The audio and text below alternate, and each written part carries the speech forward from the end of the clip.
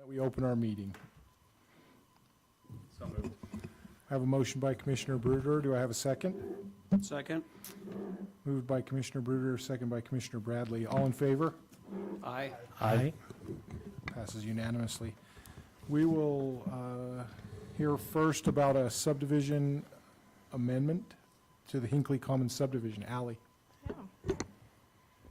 Yeah, so the Hinckley Commons subdivision is a commercial subdivision, and the request is to subdivide Lot 4 into 3 parcels. We haven't received any specific site plan or anything like that yet, but they will have to develop any one of these parcels after this amendment. Yeah, and staff doesn't see any issues with the size of any of these parcels or any access issues. There are, just so I understand, there are existing businesses Yes. on these. They're just going to split them up? Well, yeah, so this subdivision, so where it says AutoZone Parts and Zion's First, yeah, so that's part of the subdivision. So yes, there are existing businesses on there. But to my understanding, parcel B and C doesn't have one yet. Right. I'm assuming that's what they're going for, and that's why they're wanting to subdivide. Okay, very good. Commission, do we have any questions for staff on this one? I'd entertain a motion then. I move to approve the subdivision amendment of Hinckley Commons subdivision, splitting into the splitting Lot 4 into 3 lots. I have a motion from Commissioner Gresham to approve this subdivision amendment. Do I have a second? Second. Moved by Commissioner Gresham, seconded by Commissioner Bradley. Commissioner Gresham, aye or nay? Aye. Commissioner Didier? Aye. Commissioner Bruder? Aye. Commissioner Bradley? Aye. Commissioner Caldwell? Aye. That motion passes unanimously. We'll now turn to our public hearing, and I'll entertain a motion that we open public hearing on items A, B, and C. I move that we leave the regular planning commission and convene in a public hearing. I have a motion to convene a public hearing from Commissioner Bradley. Do I have a second? Second. Seconded by Commissioner Didier. All in favor? Aye. Aye. Any opposed? Thank you. We'll keep the electronic meeting open for five minutes or so, 10 minutes. Does that work, Danielle? Is there any member of the public that wants to speak on A, B, or C? So that's the proposed rezone of the parcel on Liberty Avenue, the change to private swimming pools ordinance, or the change to the ordinance involving park strips. Mr. Chair, could you just take one at a time? Sure. Okay. Let's start with A. I would assume that's what most of you are here for. And will you just tell us your name? Yes.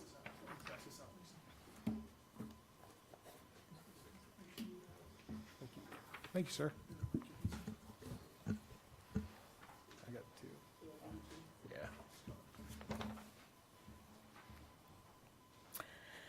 As I understand it, Sharon Pruas, I live at 785 41st Street. As I understand it, the purpose of the public hearing is to gather feedback from neighborhood residents in order to make a recommendation to the City Council on the rezoning of 4055 Liberty from R2 to R3. The staff report in your packet for this rezoning consideration states the role of the Planning Commission as, quote, when considering a change of zoning, the Planning Commission should consider whether or not the change promotes the safety, prosperity, and welfare of the present and future inhabitants of the city. The Commission should also consider whether the change is aligned with the general plan and the intensity/allowance of the surrounding zones. The property in question is an existing side-by-side duplex, which is allowed in the R2 zone. If I may ask a question, how many of you drove by this property to see what the neighborhood looks like and if the changing zone would be a good fit? A couple of you, thank you. The author of the staff report is the city planner, Alika Murphy. I'm curious, Ms. Murphy, did you drive by the property to see if the rezone would be a good fit for our neighborhood before making your recommendation to the Planning Commission? I feel the report is based on viewing and making the decision mostly from a flat piece of paper of a zone map that gives no sense of what the neighborhood is really like. The report even goes so far as to recommend approval of the rezone to the city council before we as citizens have an opportunity to give our input. Let me describe our street to you as we go over the other points in the staff report. We moved to this neighborhood 22 years ago. It is one of the most beautiful streets in the older part of South Ogden. Mature sycamore trees line most of the street, so you feel like you are driving in a canopy of trees. As you turn onto Liberty from 40th Street, you have a performing arts school and a duplex on the west side of the street and a fourplex on the east side, all of which are located in the 40th Street general zone. The remainder of the street is an equal mix of modest single-family brick homes and side-by-side duplexes. As you can see, the R2 zone designation already provides a good buffer transition area between the 40th Street General to the north and the R1 zone to the south. The overall vision of the general plan is to protect existing land use patterns and neighborhoods while introducing a wider variety of residential and commercial uses. The majority of single-family neighborhoods are to be preserved and protected by this plan. Refer to the following sentence from the staff report. The general plan, quote, "The general plan shows this area as a single-family residential, and the general plan explains that the category is also inclusive of duplex, triplex, and four-unit residences, not just detached single-family homes," unquote. Changing the zone would allow 7 units on the property in question. Now, please follow along as I read from page 27 of the general plan. Existing single-family neighborhoods are preserved according to the current zoning. Consisting primarily of detached single-family homes, this category also includes existing duplex, triplex, and four-unit residences. The few vacant sites that remain, which are suitable for development, should be infilled in a manner that is consistent and with the character of the surrounding neighborhood. Strategically leaving out this first sentence from the staff report dramatically reduces your ability to make an unbiased opinion. Let me read this missing sentence again. Quote, "Existing single-family neighborhoods are preserved according to current zoning. We do not need to change one lot in the center of our street to R3, which will potentially allow for 7 apartment units to be built in the middle of our neighborhood. It just doesn't fit in with the character of the neighborhood and what is designated by the general plan." Another argument made by the petitioners and in the report for approving this change is that the lot shares a backyard boundary with an existing R3 zone. This really shouldn't come into account, as the R3 zone is on a different street, Madison Avenue, and in a different neighborhood, and should have no bearing on how our street is spot zoned. Another point made by the petitioners in the request is that another fourplex, located at 4077 Liberty, is on the same street. This is not a valid point either. The county lists this property as a duplex, which makes its current use an illegal fourplex. The lot the building is located on is too small to change the zone for compliance at 4077 Liberty. I will reiterate, the Planning Commission's role is to decide if the proposed change aligns with the general plan of 2023, which, by the way, is to act as a guide for the next 20-plus years for our city. Page 17 of the general plan states one of the guiding principles for the plan is to preserve and protect existing neighborhoods.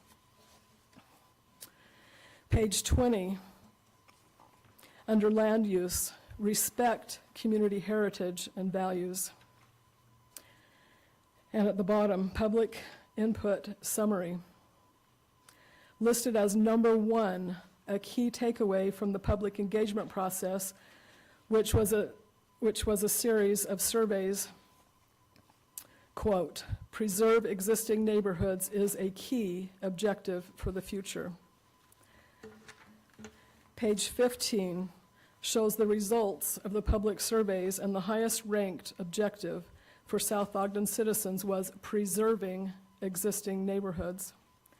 A few of you were on the Planning Commission at the time the general plan was approved and played an active role in developing the plan.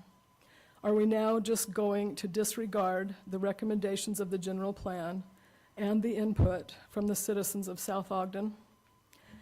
To summarize, the role of the Planning Commission is, quote, "When considering a change of zoning, the Planning Commission should consider whether or not the change promotes the safety, prosperity, and welfare of the present and future inhabitants of the city. The Commission should also consider whether the change is aligned with the general plan and the intensity/allowance of the surrounding zones.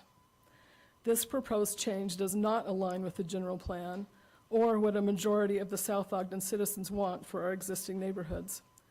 This change also does not align with the zoning of the remainder of the street or what the present inhabitants of the neighborhood want. Thank you for your consideration." Thank you. Is there anybody else that would like to speak on this potential rezone? Come forward. Yeah.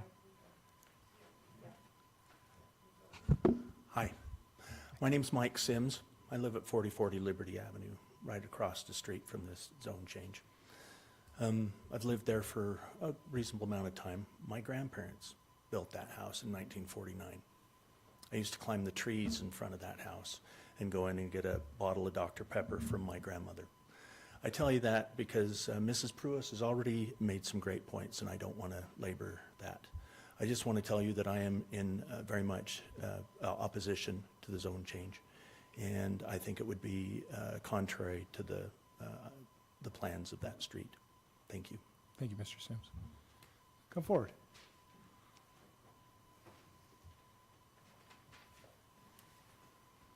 Hello, I am Susan Stoddard, and my husband Paul is here with me. We live to the adjacent property there. We are 4065 Liberty. And Mrs. Pruis pretty much said how it is. I'm more of, like, we've lived here 30-plus years. We moved to South Ogden because it was a great neighborhood. Schools were great. It was close to everything, just like has been said. We've enjoyed and loved our neighborhood. South Ogden has always been there and answered my questions when I've had phone calls over the years to find out what rules and, you know, if there's been any parking issues or otherwise, which leads to the next thing, was we were first under the understanding that that was a duplex next to us, not a 7-bedroom as it was advertised, and so 5 bathrooms and whatever the listing goes on to say. There's already enough issues with the parking on the street. We don't have a sidewalk on that road. People walk and ride their bikes they're on the street. People are respectful. They don't walk in your yards. We have not had a problem in 30 years. Well, the 7-unit apartment complex, where are they going to park? Where are they going to put the proposed parking area? So that would mean they would have to tear down, rebuild, probably put the parking in the back. Then where do their family and friends park too. There's already, right there, we're all right there. When we have families on Sunday, there's been people that have parked across the street at 4060. There's nobody living there, and they parked there and walked up around the corner to go to wherever they need to go to visit. So we were wondering how the owners would squeeze in the parking. There is 13 feet from the edge of our driveway to the edge of the duplex's driveway right there. How do you propose to get to parking even if they wouldn't tear down the duplex? So how are you going to preserve the property? Because we're up higher than the backyard of 4055.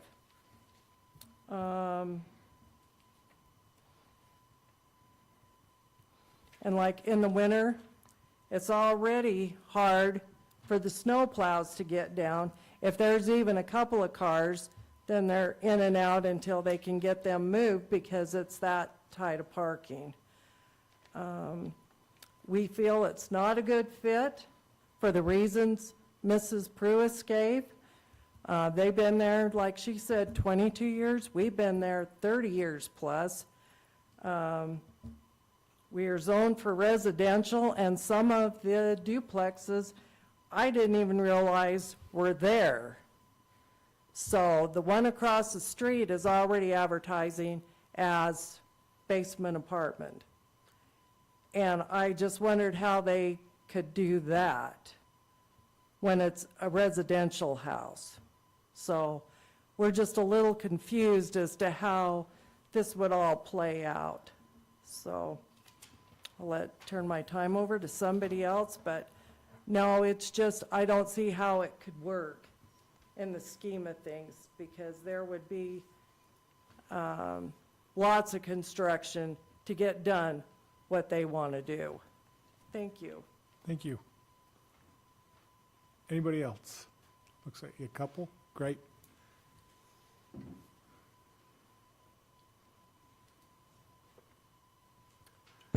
I'm Clint Wayman, 4072 Liberty. Just for the record, just speaking on behalf of my wife and I, we agree with what's already been said. And for the record, we do oppose the rezoning. Okay. Just want a record of that. Thank you.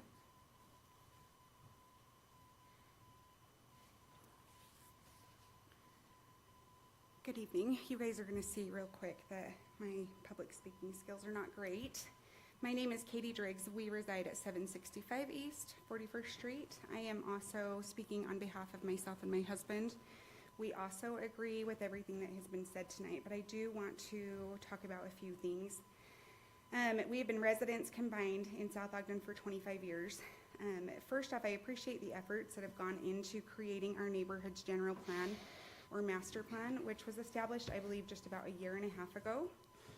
This plan represents our community's vision for maintaining the character and quality of life that we value so highly. I am deeply concerned about the proposal to rezone the area from an R2 to an R3. This change threatens to fundamentally alter the family-friendly atmosphere that makes our neighborhood unique.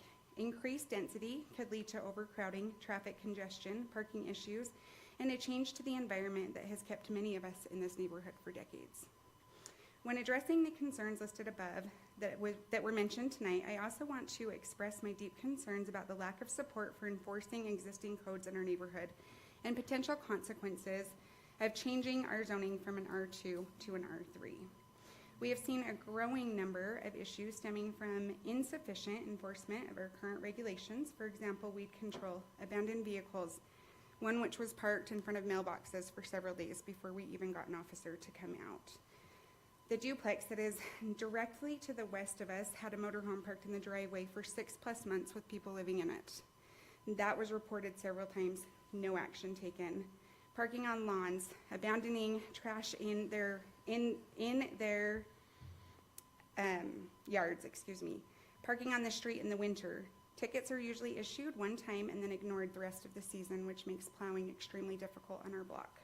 Adding more residents to this neighborhood will only make that worse. These are just a few of the concerns of that many residents have that aren't being properly addressed. These problems are already impacting the quality of life, and I fear that the change to an R3 zone will make these issues far worse. Moreover, I believe that modifying the master plan so soon after its adoption undermines the community's input and the careful consideration that went into its creation. I urge the council to provide transparency regarding the motives for which this proposed change, for this proposed change, and to engage with us, the residents, in a meaningful discussion about the future of our neighborhood. I respectfully ask that you reconsider this proposal and reaffirm our commitment to the existing master plan, which reflects our shared vision and values. I am more than willing to participate in discussions or forums to explore solutions that honor our community's integrity. Thank you. Thank you.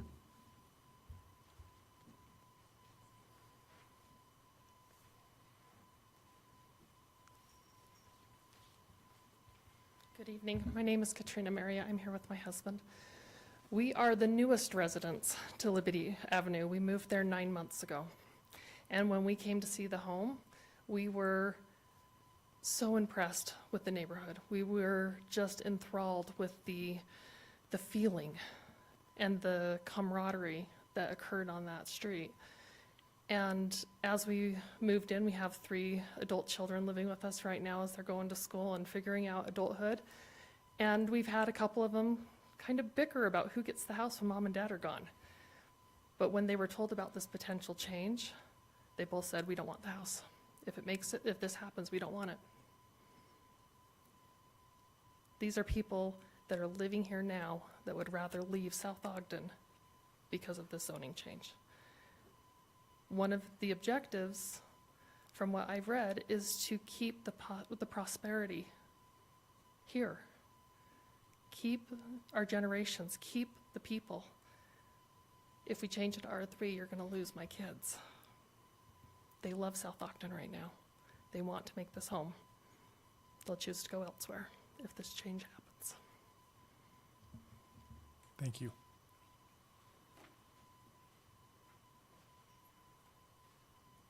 Hello, I'm Brian Marriott. That was my wife. I've just been thinking about, the last 9 years, well, not the last 9 years, but 9 years total, I've been working as a therapist, trying to help people that are in treatment for substance abuse problems. And after spending all those years working with them, I've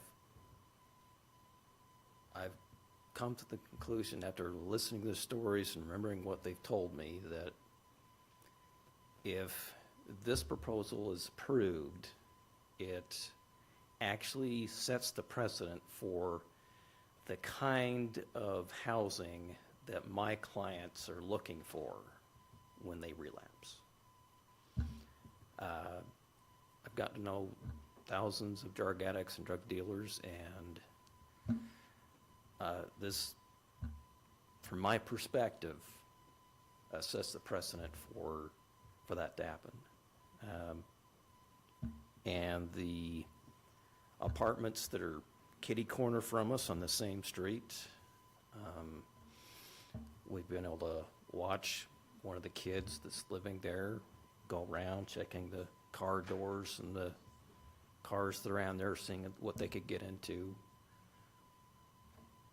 We don't need any more of that behavior.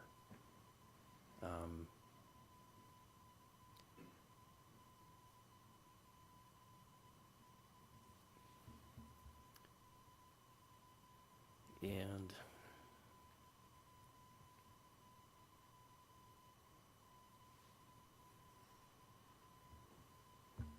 I had one other point, but I'm forgetting what it was.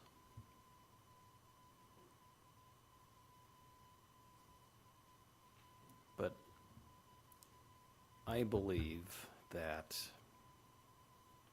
keeping the street the way it is in the best interest of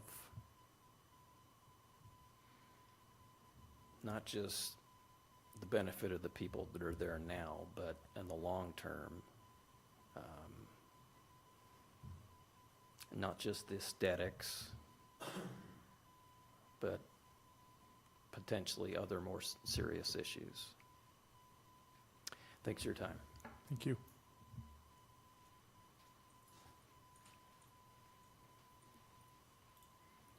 Hi, my name is Linda Collister, and my husband already sent a response in to you, but I just wanted to share a little bit of it because I am a school teacher at Birch Creek Elementary, and I see some of our kids having to face some big trials in life from our neighborhood. And the busing already is going to be an issue next year when Birch Creek no longer has busing for those kids across 40th Street. A lot of those kids are going to come off that crosswalk up to Liberty because it is right there. And this is, my husband's more eloquent at speaking than I am, so I'd love to share this because it is a concern that we've discussed at length. A possible 7-unit building in this small street makes no sense. We don't even have sidewalks on our street, and adding more traffic to this small street is something we cannot support. Ever since the reconstruction of 40th Street, you cannot even make a left-hand turn out of Liberty onto 40th Street, which makes all that traffic, it forces all the traffic to come up our street, most of which do so at a high rate of speed. And again, with no sidewalks and a fairly good blind turn in the street, it can be quite dangerous. We are entering a phase in life where we have grandkids, and I have a lot of investment in the children of our school, that's our local school. Kids come up and down that street and they have nowhere to walk except for the street. That is not safe. Not to mention the on-street parking that is already happening as a result of larger families needing to live together to even be able to afford housing. And I can tell you right now, there are so many students at Birch Creek who are in multiple family dwellings in apartments. It is a real thing. Our community is slipping. With so many new apartments and townhomes in this area, there's not a need for more out-of-place ones like the one that we have that you're proposing in our little small neighborhood. We used to love living in South Ogden. I've lived here 30 years. Moved from one side of the park to the other on the same exact street. Lately, we feel like we're being forced out of because of all of the housing complexes shooting up all around us. And if you bring that right to our front door, just like others have said, it's really hard to feel like we're wanted. And we feel like we're a stable part of our community. I know people need places to live. I understand that, but there are also proper avenues that can be taken, and the safety of our school children, the safety of our families should not be put at risk for somebody's financial gain. Thank you. Thank you. Does anybody else want to speak on item A? Finally going to take a turn. It's been 25 years and I haven't ever stand on this side of the microphone. It's always on that side. So I'll be really brief because everyone spoke very eloquently on this topic. We're trying to improve our city. We've been trying to do that forever, it seems like. We spent a lot of time in public meetings and also meeting with the citizens to try to draft that master plan. And I was lucky enough to be able to help out on it. Even helped out on the one way back in 1998. So it was awesome to be able to help out again in this one in 2003 and help draft some of that language. Part of the reason that this even comes to a head is because there's a problem in our city with being able to enforce ordinances. And we need to get that solved. We've been working on it for a long time. We do an awesome job making ordinances, but it's very difficult to enforce ordinances somehow because the ordinance officer, the junk ordinance officer from the police, doesn't feel like it's there, unless you can correct police if I'm wrong, doesn't feel like it's necessarily their responsibility to take care of land use problems. They might take care of problems with parking or garbage or trash, but it's really hard for them to take care of something that's land use. And it's like nobody wants to take that responsibility. And so when we had, and I don't want to spend much more time, but when the individuals that owned this duplex, now not the one in question, this is the one that is currently an illegal fourplex, when they turned that into a fourplex, they weren't initially thinking about a fourplex. They actually just finished off some kitchens in the basement to help their family so they would have a place to live. And then they, later on, not long later on, they sold the house. It didn't take long for the next owners to go, you know what, we'll just make this a fourplex. And so we complained to Jeff Barfus. He was our city inspector at that time. He said, you know, there's this happening in our neighborhood. We don't have any more parking here. They're parking all over the street. There's a problem. We need to get it solved. And we complain on it repetitively, and nothing happens. But what does happen is that other individuals that lived on our street that were awesome families go, you know what, we just can't deal with this anymore, and we're going to move away. I could list their names because this is probably on Facebook or YouTube. I probably won't. But guess what? The next folks that bought those homes says, you know what, I don't know what they said this. I'm guessing. They said in their mind, the home it is so expensive now with inflation, we're not going to live in this home. We're just going to rent it. And so I have the addresses here of some homes right on the east side of Liberty. I won't say them, but we'll talk about it maybe later. They shoehorned in little kitchens in the basements, and these properties did not have the square footage required for the duplex, and nor the parking. Just because there's big box stores that says, you know what, you can do this and we'll help you, doesn't mean that it's legal to do.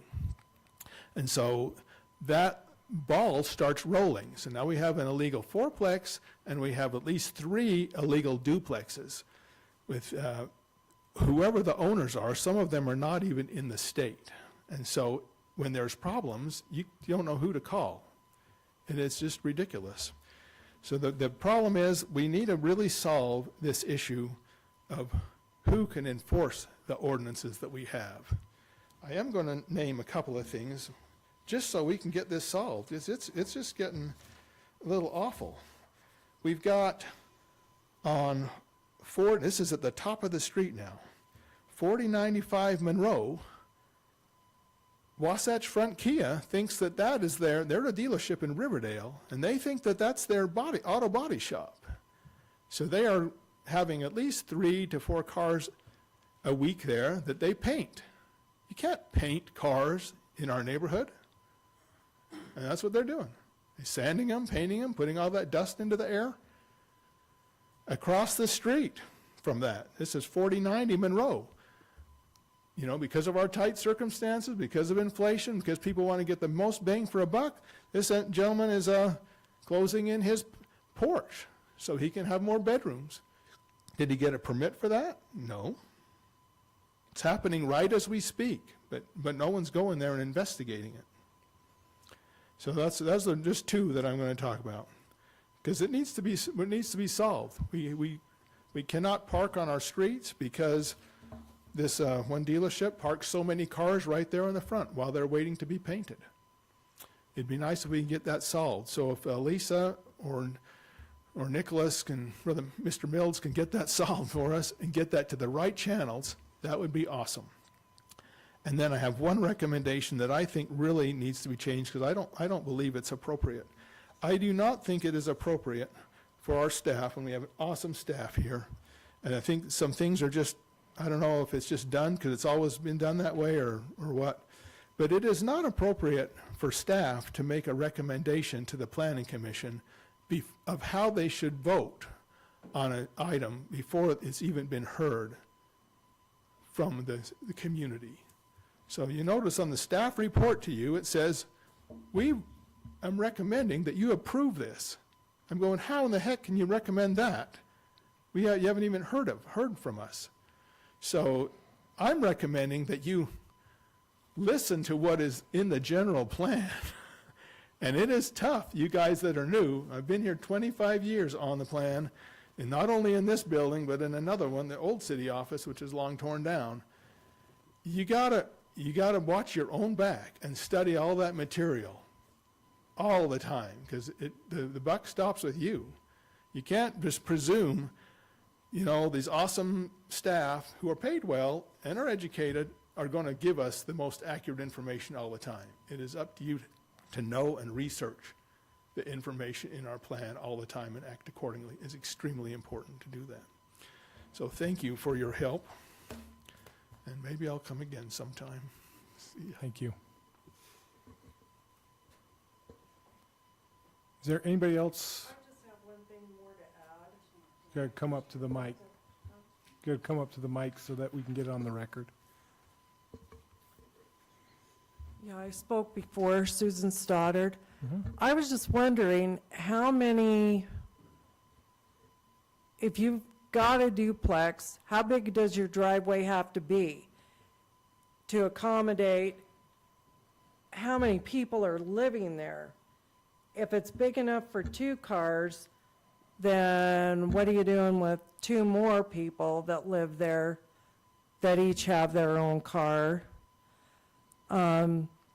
So that's one of the big problems. I haven't quite figured that out yet. We've always tried to make sure cars were off the street, if, or in the backyard. I mean, we have one of the bigger lots. And that's what the other thing I was going to say. The house next to us, our house, then the duplex, well, which is now turning into a 4-plex because they're already working on it since they bought it, and the house next to it.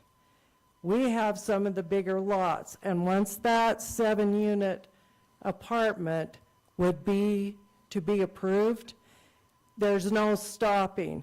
Hence, the point I was going to make is I've had phone calls on, do you want to sell your house? The normal, harassment calls. Do you want to sell your property?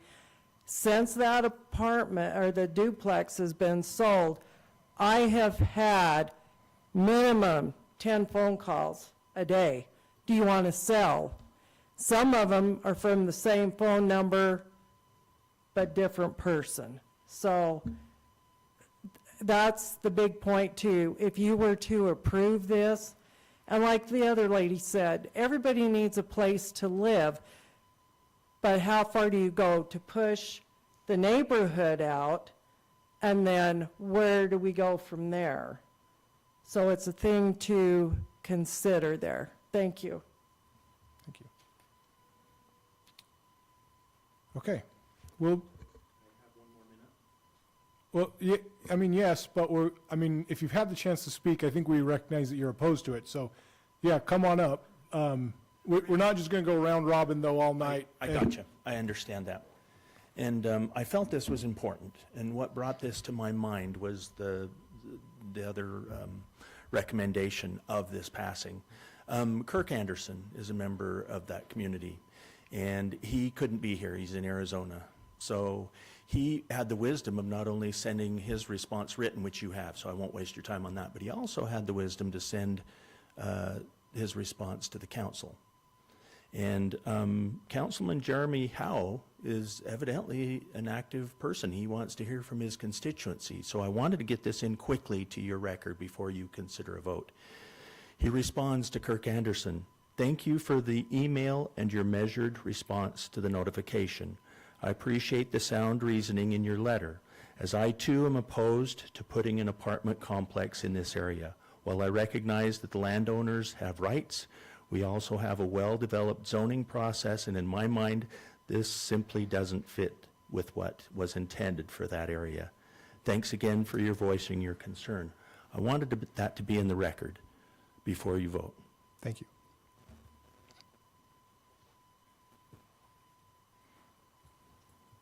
Hi, so sorry. My name's Jackie Armini. I actually live on the lot right next to the one in question. I sent an email yesterday, so I'm not going to go through all of the stuff that's in the email. But I don't know how this construction can happen without me having to pay for it. I was laid off in March of this year. I still don't have a job. I have no money to pay for the repairs that will undoubtedly have to happen to my property if this is passed. So thank you. Thank you. Okay. Is there anybody here that would like to speak about the amendment to the private swimming pool setback?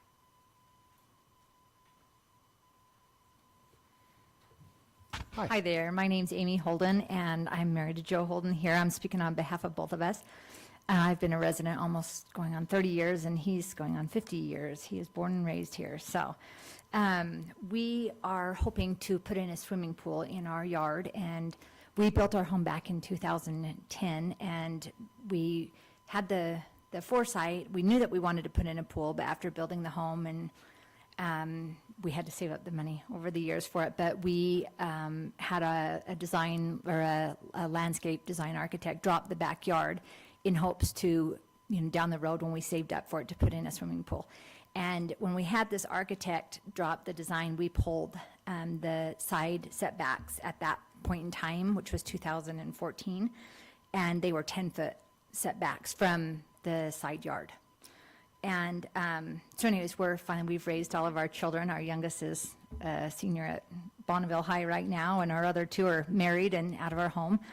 But we finally are to the point where we are anxious and started hiring companies or requesting companies to come in and give us some bids on pools. And we went to go draw or pull a permit, and we were surprised to see that back in 2021, the side yard setbacks had been changed from 10 feet to 15 feet.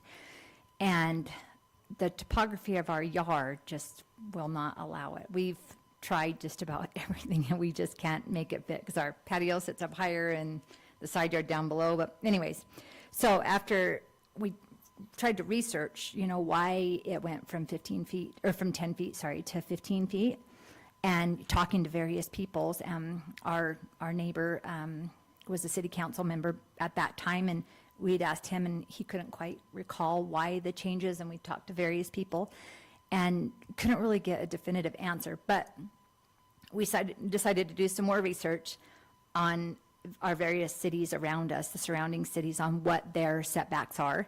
Ogden is 10 feet. West Point is 5 feet from any property line. Syracuse is 6 feet. North Ogden is 10 feet. Clearfield is 5 feet. Kaysville is 8 feet. Riverdale was 5 feet, and Washington Heights was 5 feet. So every surrounding area that we could possibly think of, we decided to research it out.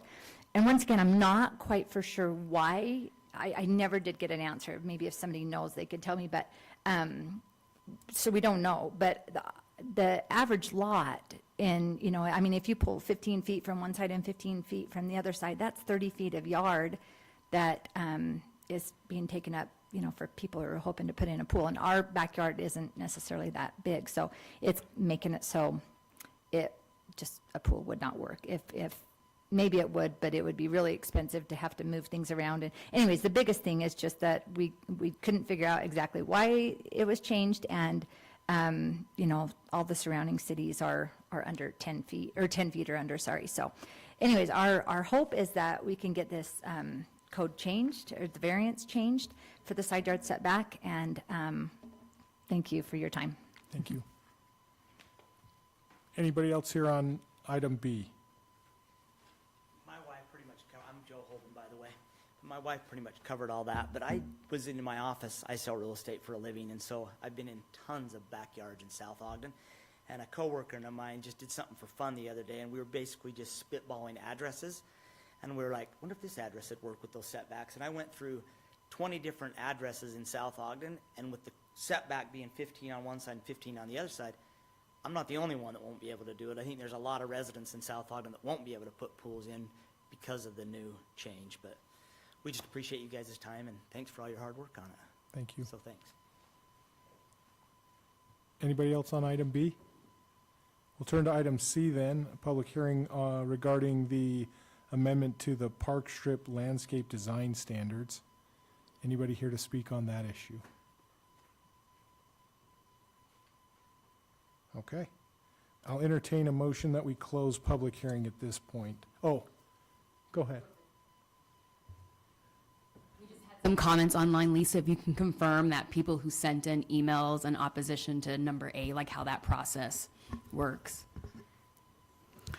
So everything that was emailed to Alika was also, she sent those to me, and I forwarded them to the Planning Commission as soon as I received them. So they have received all of those before this meeting. Thank you. A motion to close public hearing?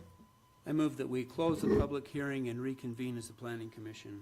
I have a motion by Commissioner Bradley that we close the public hearing. Do I have a second? I'll second it. Seconded by Commissioner Bruder. All in favor? Aye. Any opposed? Okay. We'll turn to item A, 4A, discussion on recommendation on the rezone of the parcel located at 4055 Liberty Avenue. Ms. Murphy. Yeah. Where to start? Yeah, I would like to thank everybody here, though. Everyone's been so respectful, which is always great with the public hearing. And I would just like to point out that's why we have them, right? It's one thing to drive by the property. It's one thing to see it on a map. It's another thing to actually live there. So having their feedback is very important. Yeah, and it's trying to find a balance of giving the property owner the most rights, right, over their property without having to sacrifice the integrity of the neighborhood or even the plans of a general plan. I do want to clarify just a couple things that were brought up as far as like parking. And I know the application was also part of the packet. So as of right now, there's no site plan, right? And that's not required for a rezone.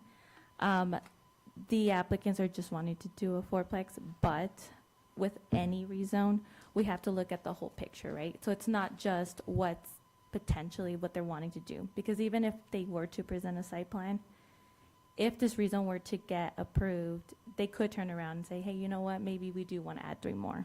Or they could sell it off to someone else and then put in the 7.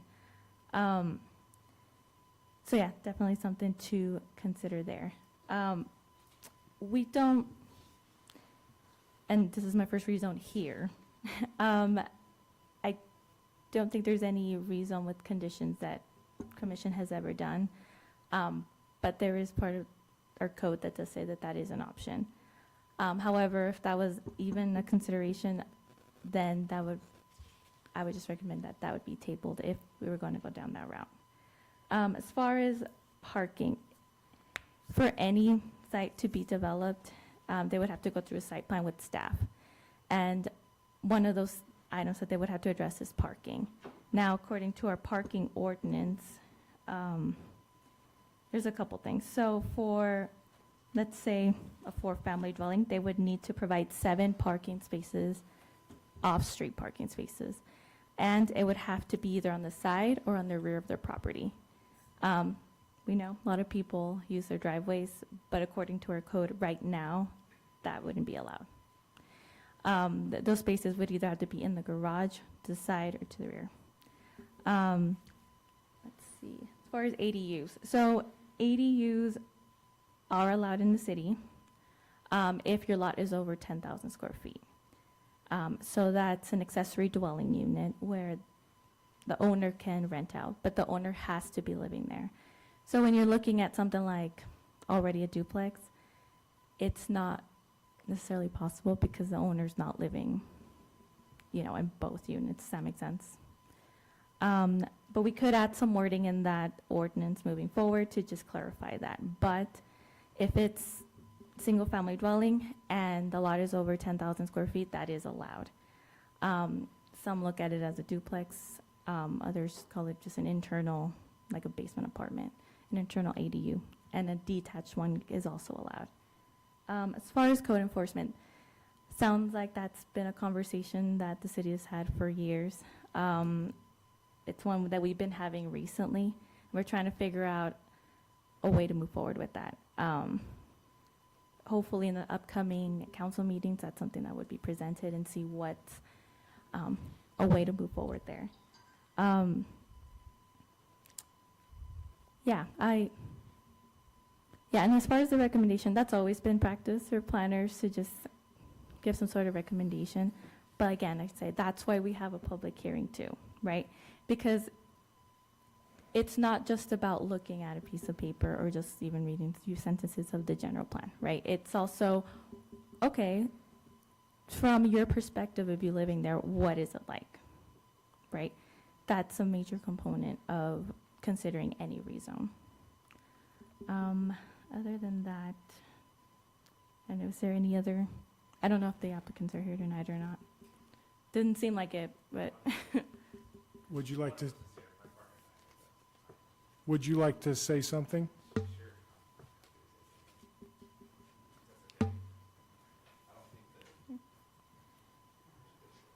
no, we're all nice here. No, it's not our intention, obviously, to mess with the neighborhood or the people that live in that neighborhood. It's good, because my kids are gonna be living in that house there, actually, so it's good that there's good people living in the neighborhood there. I think for us, it was really, we want the additional parking, you know, because it is kind of tight on that street. So even if we don't get approved for a fourplex, we really want to actually add some parking in the back. It actually would help that area quite a bit, actually. So, you know, we would love it to turn it into a fourplex, or we have no intention of a sevenplex or eightplex or adding to it, but fourplex with some additional parking would be great, and probably help the neighborhood keep cars off the street, because there is those amount of bedrooms there, so the same amount of people will be living in that place, regardless if it's a twoplex or a fourplex. So that amount of cars are gonna be at that home on the street if we don't get some additional parking put in there. So I think that's all I have to say, but. Yeah, and just to verify, this is an existing duplex, right? Yes. That's what I saw it as. I don't know if it was another property that was pointed out that there's, or maybe it was in the application that was pointed out that there was another fourplex in the neighborhood. There's Or that there was duplexes some running as construction fourplexes in the neighborhood. Whether Gotcha. it's legal or not, we'd like to have a legal one, not an illegal one. We want to have it go through the proper channels and, you know. And right now, it's just mostly an idea. Happy to turn in a site plan with parking and all that kind of stuff. Fair enough. But not everybody happy, so thanks. Yeah. Yeah. I mean, the kids, my kids are gonna live there, so it's gonna be people, all bedrooms will be filled anyways. Do we have questions as a commission for Ms. Murphy? So just one thing, Yeah. sorry, my voice is trash. No, you're good. This would be just one spot zone for that property. Yes, that's the only one that's being proposed right now. Yeah. Bar 2, R3.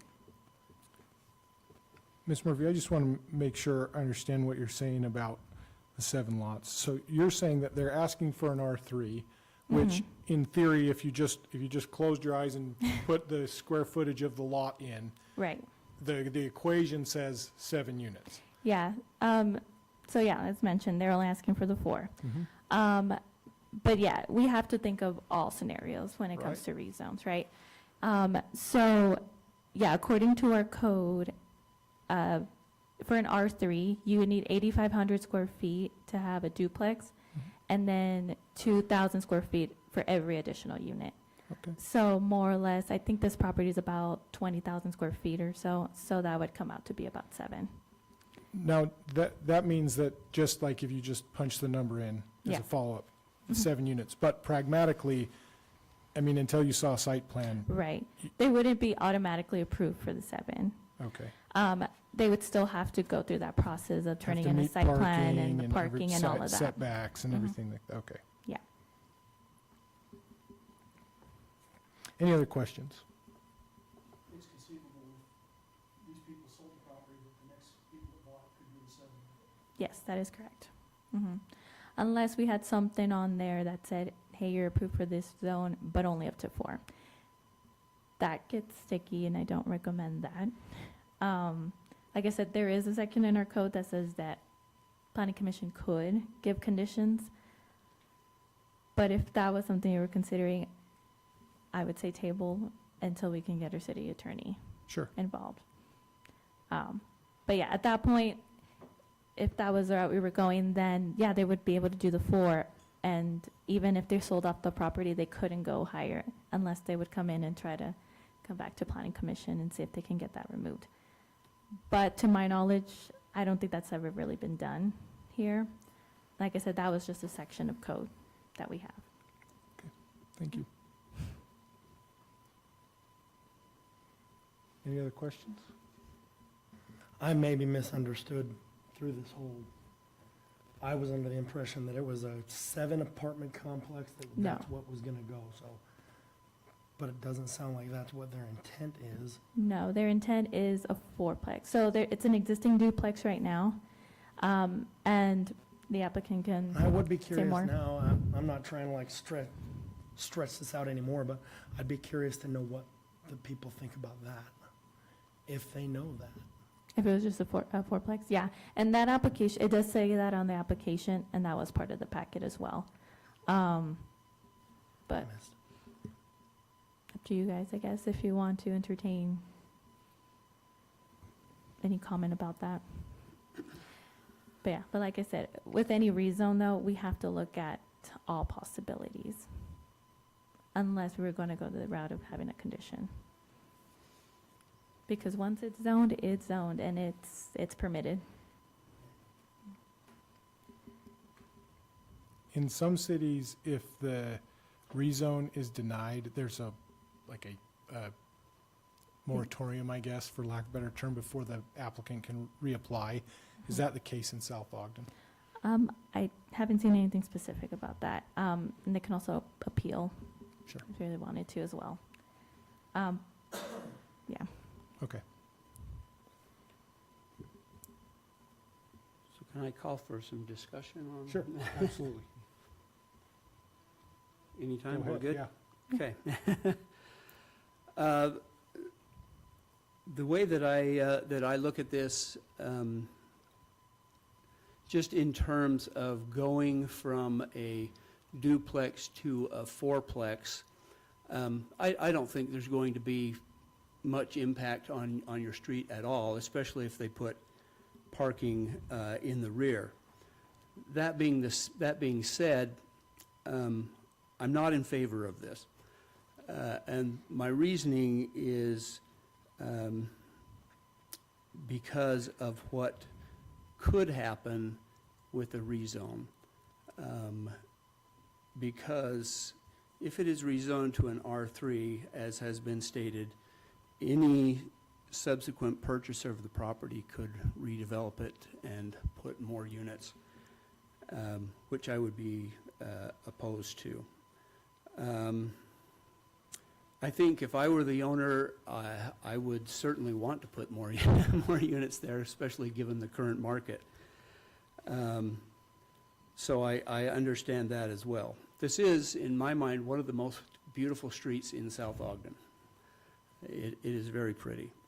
And while I don't think an additional 2 units is going to upset that much, I'm bothered by the possibility of future development, and that's where I am. I do want to stick up a little bit for staff in terms of staff recommendations. You should know that anytime we have a proposal, staff writes the proposal and gives us recommendations. I've always interpreted that more as here's your possibilities. It's not in a way to persuade me one way or the other. And the recommendations are you can allow it, you can deny it, you can table it. So they've given us 3 possibilities here. So just in their defense, I don't take anything that they've said as a you must do this or we recommend that you do that.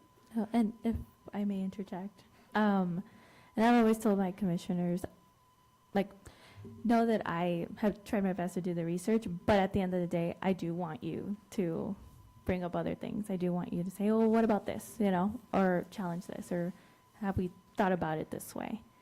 Not just to take what I say and say, yep, that's what it is 100%. So that's really all I wanted to, I'm opposed because of the future possibility of an R3. So. Go ahead, I Commissioner agree Didier. with John. I oppose it as well. I drove down the street today. I think that the city plan has it zoned correctly at R2. I can understand the concern of the neighbors who purchased a home in an area designated R2 and the problems it's going to potentially create if they rezone it. Thank you. Any other discussion? Yeah, Commissioner Bruder? I was just going to add that I also agree with some of what my fellow commissioners said, and really liked what Ms. Pruitt said. Just, I think it was what she said, that I don't like if you start ticking away at the general plan and making exceptions here and there, it just kind of opens up a can of worms down the road if that becomes the norm for our city. So I want to respect our general plan and our zoning ordinances. So I also am in opposition to it. Just like probably a lot of you, I knew the street before. I didn't have to drive down it. I drove down it. But I knew the street. I knew the trees. They're beautiful. I love that. It's just a cool block. And I think it does that. Makes me feel like it changes the block a little bit if it's zoned to a 3. I don't like spot zoning anyway. I don't think. There would have to be a really good reason. Yeah, I think if it was a way of like potentially maybe just a fourplex, because that to me was what swayed me more towards that. And like that would still count as single family dwellings based on what we described. But yeah, like I said, we have to look at everything. Commissioner Caldwell, would you like to say anything? I'm a little more split on the issue, I think, than others. Typically in favor of affordable housing and that type of development, especially looking at the housing market and the needs of the people who are typically able to afford more affordable housing. You know, they deserve to live in South Ogden just like the rest of us. But with all that being said, I just don't know if this is the right area or timing to do it. I think if we are to do some rezoning for more affordable housing or some planning for that, it should probably be a little bit more thoughtful than just this kind of standalone issue. Thank you. I'm going to call for a motion in a minute, but I just want to just address one issue, and that is code enforcement. I just want you to know as a public that that is a topic that we've been discussing for as long as I've been on the Planning Commission, and it's a difficult position to fill. It's a difficult position to staff, and it's a difficult position for a city council when they make budget decisions to fund that position. But that is something that I'm sure Commissioner Pruitt could tell you that we've discussed the need for that for a number of months, a number of years, and that is something that's on the city council's radar. It's on the city administration's radar, I know that for sure. And I think they're looking for a way to do that. It's always hard when budget season rolls around. And then I just want to speak also in defense of Ms. Murphy on the recommendation. I've always read that. I've been at planning commissions in several cities. The staff has always made a recommendation. I've always appreciated that, not because the planning commission has necessarily gone with their recommendation, but it begins a conversation and it gives a starting point. I've kind of always thought of it as like a Barry Bonds record with a little asterisk, right? Like, it's a recommendation with the asterisk that you know that it's subject to change, and I think Ms. Murphy would concede that she did this as a planner in her office without public input, and she wasn't trying to persuade anybody. She was just trying to start a conversation with some kind of starting point. So just in her defense. I think I'll entertain a motion at this point on item A.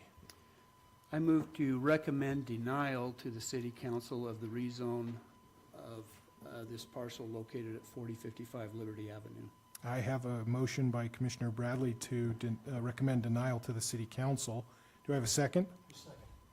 Seconded by Commissioner Didier. Commissioner Didier, aye or nay? Yay. Commissioner Bruder? Yes. Commissioner Bradley? Yes. Commissioner Caldwell? Yes. Commissioner Gresham? Yes. Okay, that motion passes unanimously. For members of the public, please, I don't know what the applicant will do. They may decide not to take this to the city council. We're just a recommending body. So we've recommended that the city council deny this, but the city council is the final say on this. So keep your eyes out. Ms. Murphy will post this, make sure that this is posted. If the council decides, or if the applicant, I should say, decides to put this forward to the city council. So if you want to be heard, you should be heard there as well. Okay, moving on to item B. Yes, so as was mentioned, we did have a resident fill out a zoning ordinance amendment application to change the setbacks. Specifically, it was a side setback from 15 to 10. And they pretty much covered what I had in my staff report, and they've done their research as well, if you saw their part of their application. So yeah, other cities surrounding us, the most that I see is 10 feet. But yeah, anywhere from 5 to 10 feet. And they have similarly sized lots to what South Ogden has. And if the commission is open to the discussion, possibly even going further down to 6 or 7 feet. Yeah, that's what I was going to ask, is where'd you come up with the 10? Just that it was the, So the 10 was from the applicant. oh, okay. Yeah. And that's just to match the rear setback is what I'm assuming, because right now our rear setback is 10 feet. For any pool, it's not part of our ordinance, but it is part of building code, is that anytime there's a pool, there has to be some sort of barrier or some sort of fencing. So, which has to be 3 feet from the edge of the pool. And so if we were to go any lower, I think the absolute lowest, and that's kind of a squeeze, would be 6 feet, 6 to 7, because then you would have the pool, you would have the 3 feet for the fencing, and then you'll have 3 to 4 feet to the fence, to the property line, I should say. If you think of like the minimum for a hallway, that's about 3 feet. So that was the thought behind that. 15 just seems excessive. That creates room for weeds and to store your junk there, and it's kind of a waste of space, right? And like mentioned earlier, I want to be able to give the property owners the most rights over their property. And so when it comes to something like pools, they can move it a little bit closer to the property lines and still be able to enjoy their space, then it's something worth considering.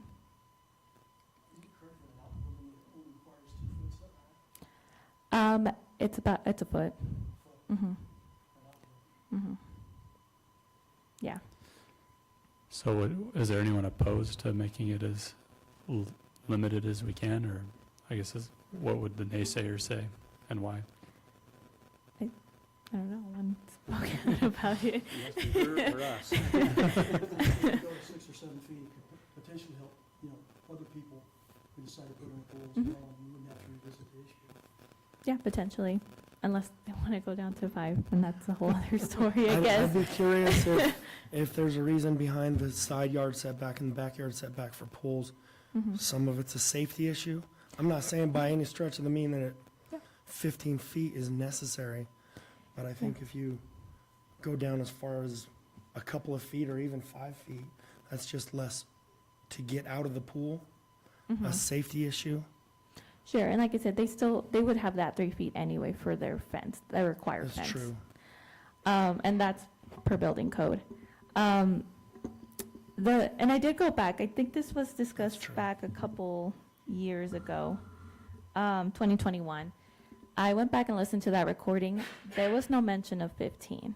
I think that it was part of the code, obviously, that was approved, but staff at that point had done similar research of looking at other cities and seeing what their setbacks were, with similar findings, if not the same.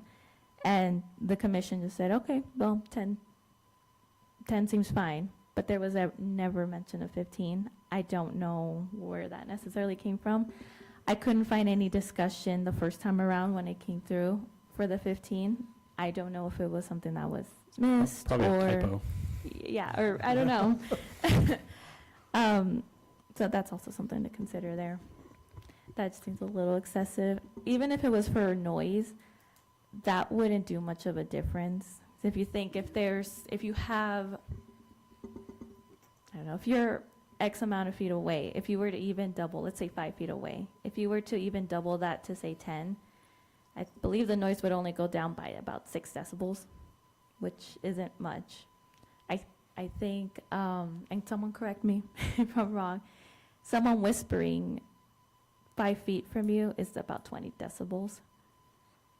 So if you think about 6, wouldn't make that much of a difference if we're thinking about noise.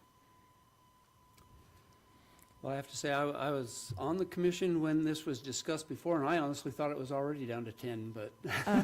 It is for rear, but not for side. too, and we discussed this last, and I thought it was 10 as well. I think so. it was just an oversight.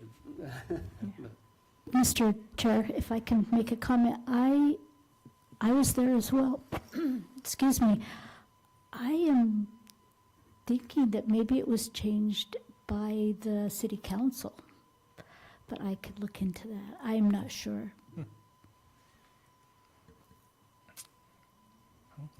Do we have any other comments or discussion on this item? If not, I'd ask for a motion.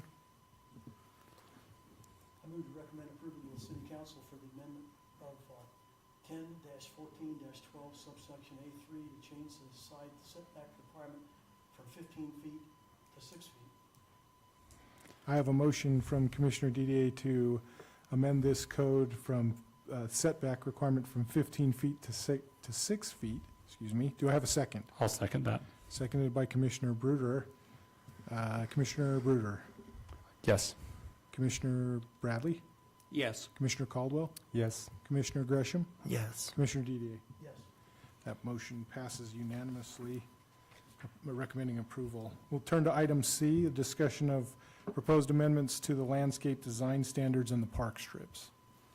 Yeah, and this is the simplest one of all of them. It's just adding a couple sentences to the landscape design standards, which is 10-23-5. So it's this, the sentences read, park strips must consist of permeable materials such as mulch, gravel, pavers, etc., and impermeable surface such as concrete, cement, or asphalt are not allowed, other than in the carriageway or in the drive approach. So park strip, if you, any residents that want to take out, the grass in there, the first thought usually, at least from what I've heard, not just the city, but just any city, has been, okay, I'm just going to put concrete on there.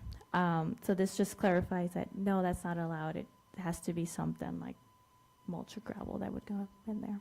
And can I just ask, what's the impetus for this? Why is this something we want to change?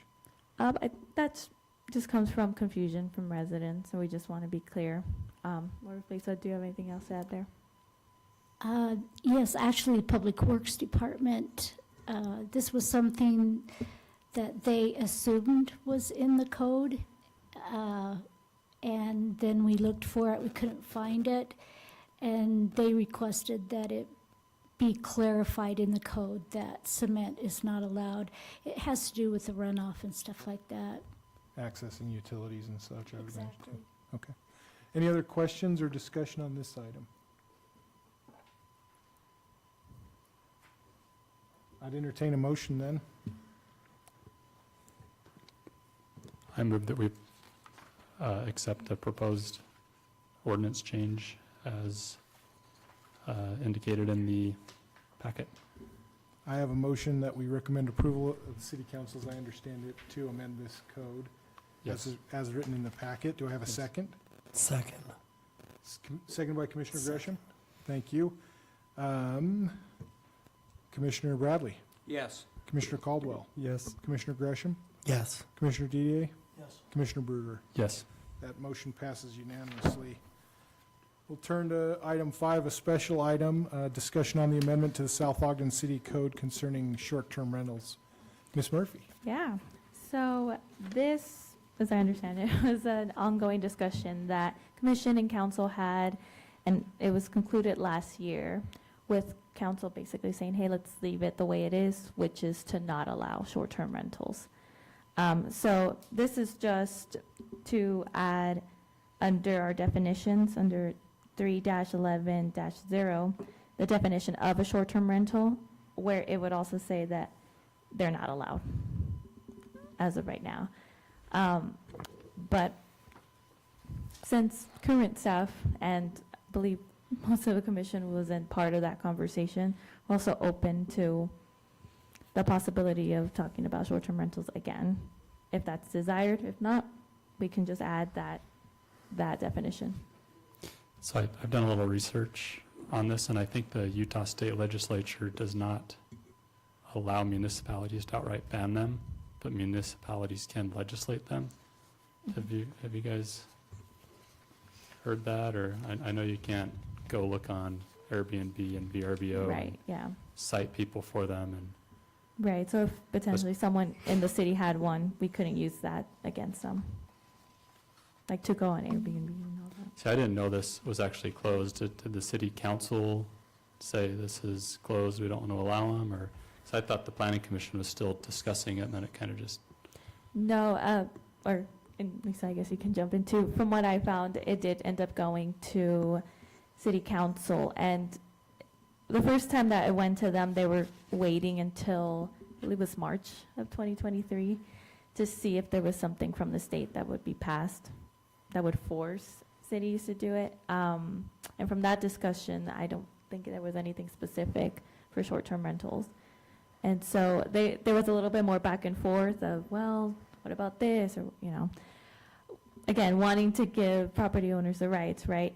But at the same time, it's like, well, that can also be impactful for the neighborhood. So for right now, or I guess for last year when it was discussed, they decided just to leave it as is, which is to not allow them. I thought we just didn't have An ordinance. we didn't have any code on it. It was just kind of undefined, as I thought where we were. So Alec is correct. It did go back and forth. The first time, it kind of just died. The second time, the city council asked you to look at it again, and then you recommended, actually, I believe that they be allowed, but that they be regulated. And then it went to the council, and they, at that point, like Alika said, decided, excuse me, that they were just going to leave it as is and not have them be allowed. So what this does, excuse me, my voice is leaving too. In order to enforce that, it really didn't say, so we, in our code, we allow uses that are allowed, but we don't list uses that aren't allowed. No. And staff, or the people who are enforcing it, felt like it needed to state somewhere specifically that they are not allowed, and that's what this does. And then it also shows what the consequences are if a person chooses not to adhere to the code. Yeah, right now, only under ADU ordinance does it say that an ADU cannot be used as a short-term rental. Are you talking the Utah State Code or the city code? City code. Yeah, under. So I think that's what the state, I was researching this last night, and I think that's what the state code that said municipalities could say they can't be used as part of an ADU, but not outside of that.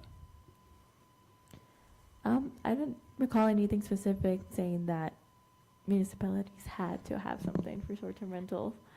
I've read that same code too, and you have to read through it a few times before you understand that it is not saying that cities can't ban them or can ban them. That's not exactly what it says, so. All right, I think you guys can all tell I'm against banning them, so I will vote against outright banning them, but I want to allow them but regulate them. Sure. Yeah, and that was a discussion. I did go back and look at the ordinance that was proposed. yeah, there's a few things that I would add to it. One of them being that personally, I think it should be owner occupied. Like if they wanted to maybe rent out a portion of their house is one thing. But yeah, just like with ADUs, I think they should be owner occupied if we were gonna have that conversation. So your options right now, I guess, so many. But this is just a discussion item, so you don't have to vote on it tonight. So next meeting, this could be on the agenda to vote on it, or staff can have some sort of ordinance or something put together so we can talk through it. I can also bring this up to city council and see what their thoughts on it are. But if they even want to entertain bringing it back up. It seems like we need an ordinance one way or the other. Mhm. Yeah. Commissioner Dede, I think there's a proposed ordinance that just outright bans them. Are you saying you'd like something that kind of regulates them and not outright ban them? No, I'd be in favor of outright banning. Okay. Do we have, are there a bunch of people that are pushing for this? Not really. I've only gotten a couple phone calls in the month that I've been here. I do know that there was a survey that was done when this was first being looked at, and it was basically 50-50. So, some people for it, some against it. I guess, Steph, we're just looking for guidance on if you'd like to set this for a public hearing, this specific change to the code for the next meeting, or if you would like to have further discussion on it and maybe, whatever you'd like to do. So we're just looking for direction. I think we need more discussion on it. But if I understand you correctly, your current interpretation of whatever's in the code is that they're not allowed, and what we're doing is just defining what a short-term rental is. Right. And outright having a sentence that says they are not allowed. Which I enjoy the ambiguity of it right now. It does say it in the ADU, though. They're not allowed there. But, yeah. I think the verbiage ought to reflect what the city council has decided. And if we decide to change that later, then there can be more discussion and it can be brought before the planning commission and the council again. Sure. Under the direction of city council, then? Yeah, yes. Okay. So I think at this point, unless there's more discussion, I don't want to curtail that, but I think we could set this for, I'd entertain a motion that we either set what we have for a public hearing at our next meeting, or, does that work for you, Ms. Murphy, next meeting? Yeah. Or we could have a motion that we set this for further discussion with an ordinance that regulated it. I think those are kind of the two options I've heard. So I'd entertain a motion on either of those, or another alternative that you want to propose. Any other thing? I'll make a motion. I move that we table this discussion for now and continue discussing it as a planning commission at a later date. With the idea that there would be regulations, not outright ban. Yeah, with the idea that we regulate them but not outright ban. I have a motion pending that we table this item so that we can return to it at a later meeting and discuss potential regulations after the staff has had time to research that. Is that correct? Yep. Do I have a second on that motion? I'll second that. Seconded by Commissioner Caldwell. Commissioner Caldwell? Yep. Commissioner Gresham? Yeah. Commissioner Didier? Yes. Commissioner Bruger? Yes. Commissioner Bradley? No. Motion passes 4-1. We'll set that for a further discussion at a later meeting and direct staff to bring us some ideas on how we could regulate those. We'll turn to item 6, the approval of the meetings of the July 18th, 2024 Planning Commission minutes. Are there any changes to those minutes that we need to make or propose? Sorry. You're fine. No worries. Do I have a motion then? I move that we approve the minutes of the July 18th Planning Commission meeting. I have a motion to approve the minutes from Commissioner Bradley. Do I have a second? Second. Seconded by Commissioner DA. All in favor? Aye. Aye. Any opposed? That motion passes unanimously. We'll turn to item 7, some staff reports. So first will be city council approval updates. Yeah, so if you recall, last meeting, we discussed another rezone, which was to have all the parks in the city show up as, or be rezoned to open space and show up as that on our zoning map. Currently, or prior to that, I should say, they were showing up as whatever the surrounding zone was, which was some sort of residential zone or mixed-use zone, and that wasn't accurate to what they were being used for. City council unanimously voted for that, and our zoning map is being updated to reflect that. Wonderful, thank you. Is that it? That's it Sure. for city council approval, yeah. Do we have any exceptions that have been granted by the planning staff? Yes, so we have one. It was for Young Subaru.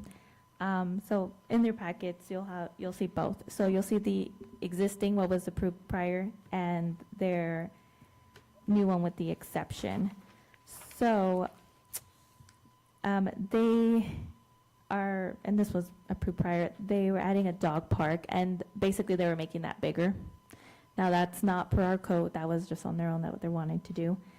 But the main exception was eliminating the islands within parking area for customer parking. And so really I went through and I thought, okay, well, what was the whole point of having those islands, right? And that's so it's not just creating some sort of like hot island effect, right? We want those trees in there. They're still providing adequate trees, and so that second site plan shows that most of the parking stalls are within about 50 feet of a tree, which is part of our code. And they did end up making that dog park bigger, so that still adds to that greenery, that landscaping in there, in their parking lot, and they added 2 trees there. So a few of the trees that would be in the islands, they still added somewhere on the site. So it's still has adequate trees down there. Wonderful, thank you. Anything else on that? Nope. Let's turn to the to-do list email then. Yeah, so this, at least part of this list was given to me on the first couple of weeks that I started here. To my understanding, these are things that Planning Commission has been wanting to discuss, or, something that they want action on. And I added a few more bulletins on there, and I'm sure there'll be more to come. And as always, I'm open to, if you think, hey, let's discuss this certain part of the code, or anything else that you want to bring up. I'm open to tackling any specific one that you think has precedence over another. If there's nothing specific, I will just pick a few and start running with them. And if I can point out also, these are maybe not some things that the Planning Commission necessarily wanted to look at, but some of them were things that staff felt like should be looked at as well. Thank you. Do we have any direction for Ms. Murphy on how we should prioritize these, or are we going to leave that to her discretion?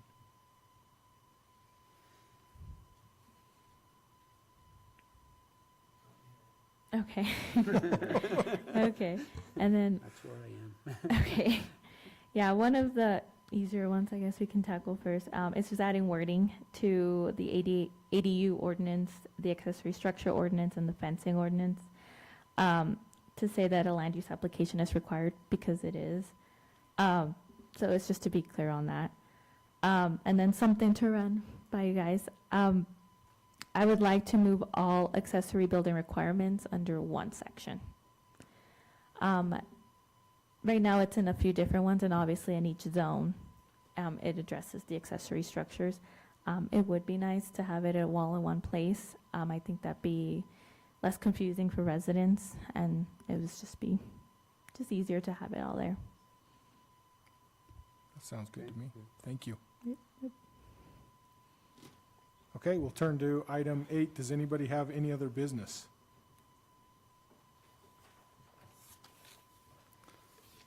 Do we know when Chimes View is going to open up again? No.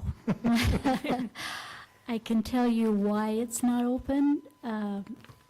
So our Public Works Director, as you know, the reason that Chimes View was closed is because they're replacing a water line. When a water line is completed, they have to do a test on it, and what they do is they fill the line, they add chlorine, they wait 24 hours, and then they take a water test. And then they take the water that they drew from the test to a lab, and the next day they get the results. We have not been able to pass the test. They think that it's because of the very hot weather that we've had in the summer and the type of soil that is around the pipe. It kind of is called, they call it hot soil, and in certain places it can really affect the pipes that are underground. That all being said, until we can pass the water test, we cannot cover, I mean, we might need to dig the pipes up, who knows, for whatever reason we're not passing the test. So that's why it's taking so long. We never did anticipate that it would, but we want everybody to have safe drinking water, so we'll wait until we can guarantee that. Sounds like you've answered this question previously. Actually, I was at the city council meeting when our Public Works Director explained it, so I'm just. Any other business? Okay. Public comment? Does this allow us to say one more thing? Sure, yeah, sure.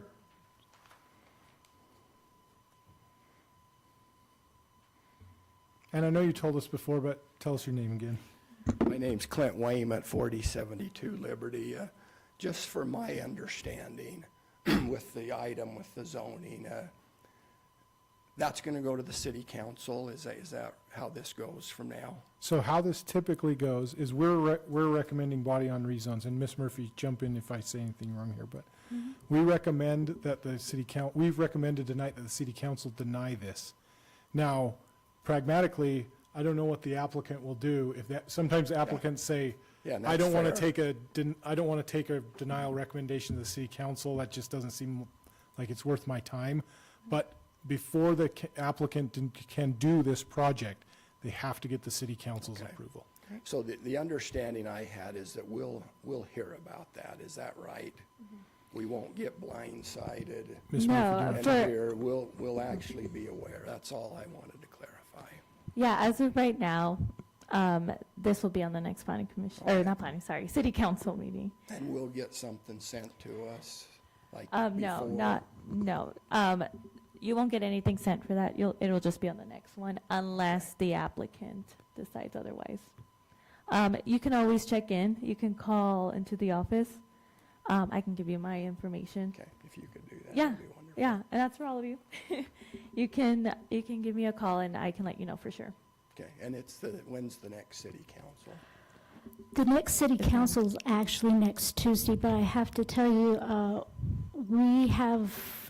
this would have been just as a discussion item. They would not have voted on it at that meeting. There are not very many agenda items. In fact, there are none. They may not have council meeting on Tuesday. They will probably still have the work session, which, by the way, they are discussing code enforcement. And then the next council meeting happens to fall on election night, and I am thinking that they are going to cancel that.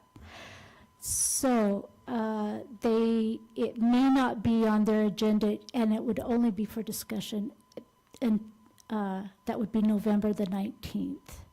And then it would be on the next, well, the December, first Tuesday in December, I don't know what that date is, for actual vote. And that again is unless the applicant withdraws his request. So, Ms. Murphy, should we just contact you then? Is that, or how do Yeah. we do that? Just, Yeah, I can give you my card. okay. Yeah. Like after? After, yeah. Okay, great, thanks.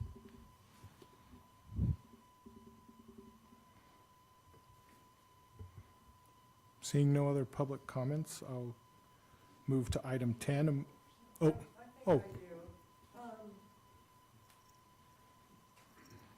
Susan Stoddard, living next door to we're 4065, we live next door to the property, 4055. Speaking of water issues, since we've lived there on Liberty, we've had sewer issues. And for quite a while there, it was like if somebody called in to have their, like Roto-Rooter, whatever, like up on the hill, it just trickled downhill.